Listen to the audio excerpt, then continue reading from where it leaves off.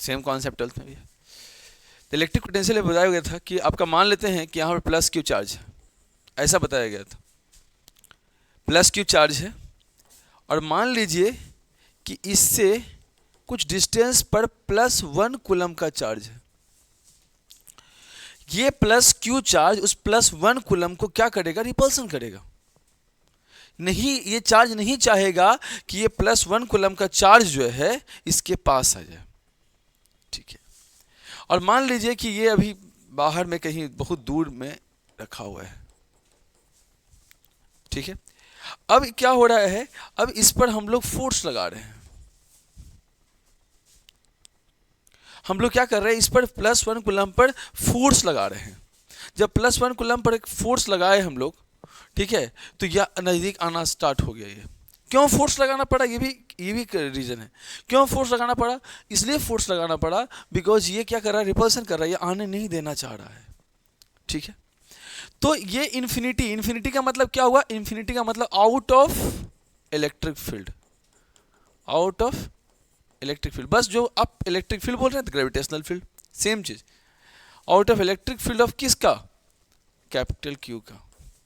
Infinity का मतलब क्या हुआ, इन्फिनिटी मतलब बस इलेक्ट्रिक फील्ड के बाहर है, ग्रेविटेशनल फील्ड के बाहर है, बस इतना ही है। ये नहीं कि इन्फिनिटी का मतलब होता है कि कहीं और चला गया वो, ठीक है। इन्फिनिटी का मतलब सिर्फ और सिर्फ इतना ही है कि ये आपका इलेक्ट्रिक फील्ड के बाहर चला गया, ठीक है।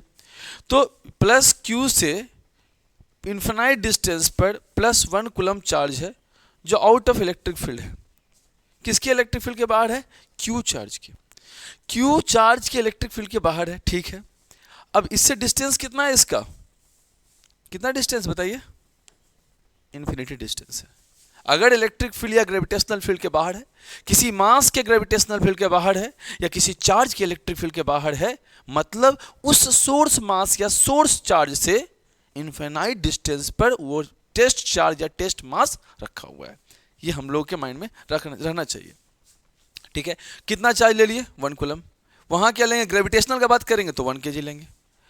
अब क्या है कि we need to apply some work done, कि ये जो चार्ज है ये यहां किसी r डिस्टेंस पर आ जाए, ये किसी r डिस्टेंस पर आ जाए, यहां आ जाए। मान लेते हैं कि आपसे बोला जाए कि यहां आ जाए, इस पर फोर्स लगा रहे हैं कि ये यहां आ जाए, कितना डिस्टेंस पर, r डिस्टेंस पर।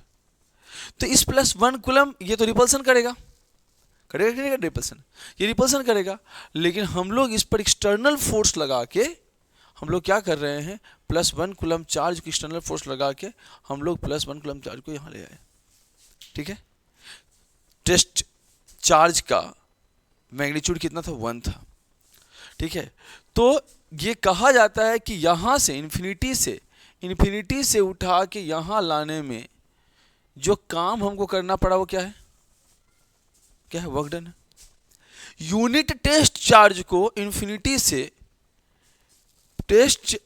से सोर्स चार्ज के r डिस्टेंस पर लाके रखने में जितना काम करना पड़ा उसी को हम लोग क्या बोलेंगे, वर्क डन।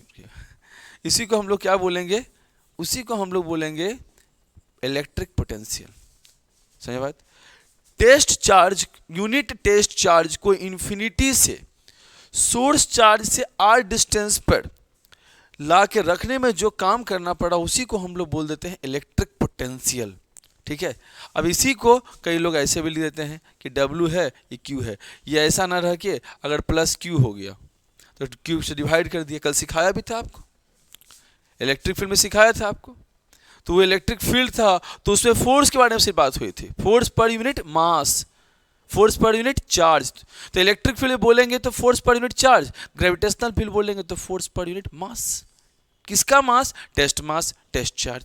सिमिलरली यहां पर क्या है, work done per unit charge या work done per unit mass, work done per unit charge या work done per unit mass. कितना काम हमको करना पड़ा, 1 kg या 1 कूलम लाने के लिए जो काम करना पड़ा उसी को हम लोग बोल देते हैं इलेक्ट्रिक पोटेंशियल या ग्रेविटेशनल